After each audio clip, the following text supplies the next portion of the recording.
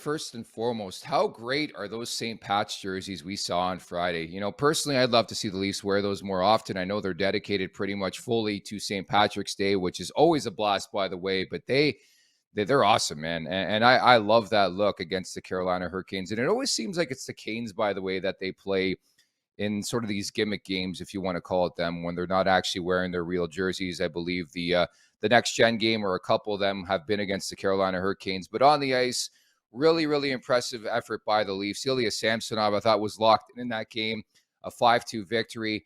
The two bullet points I gathered from that game and the weekend in general, Morgan Riley's starting to cook. He got 1-1 in that game. And Austin Matthews, my goodness, watching that game on Friday, he is starting to look like Austin Matthews again, which is a tremendous development for this Maple Leafs team. Not to say that he hasn't been Matthews of old, earlier in the season, at least in bits and pieces, but he is starting to find his groove, and he looks fantastic.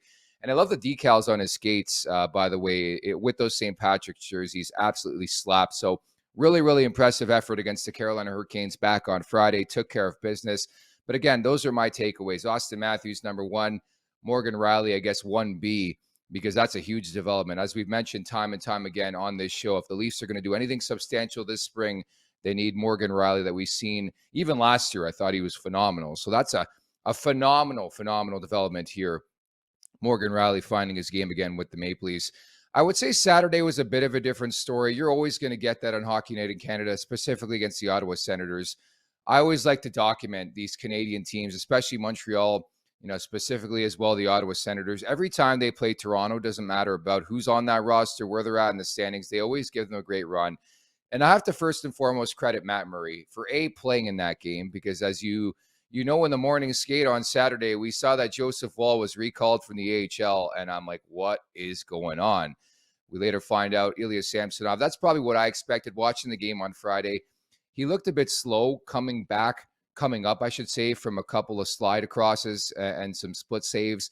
And I think obviously he's dealing with something nagging, lower body. I'm no doctor, by the way. That's just me speculating. The Leafs really haven't given much in that department, but I thought it was a smart play to sort of rest Samsonov, especially in a backup look on a back-to-back.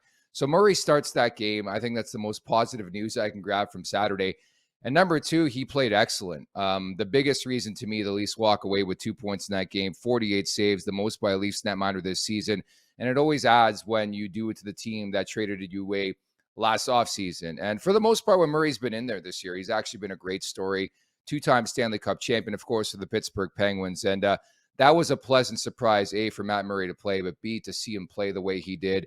And then Alex Kerfoot in the ninth round of the shootout. Like, you're getting late in shootouts when you're entering the ninth round, finishes it. And the Maple Leafs probably shouldn't have walked away with 2 points in that game, but found a way. And we've seen this so often with this team the last couple of years, especially under Sheldon Keefe, where they sort of take the foot off the pedal. Now, I hope this doesn't happen in the Stanley Cup playoffs.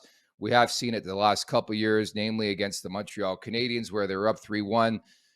Watching the game, it looked like a team that said, okay, you know what, we're getting set for round two. And then Montreal storms back and the Habs go all the way to the Stanley Cup finals. So complacency, is the word I think Rosie used last week. And I think it was perfectly and aptly put.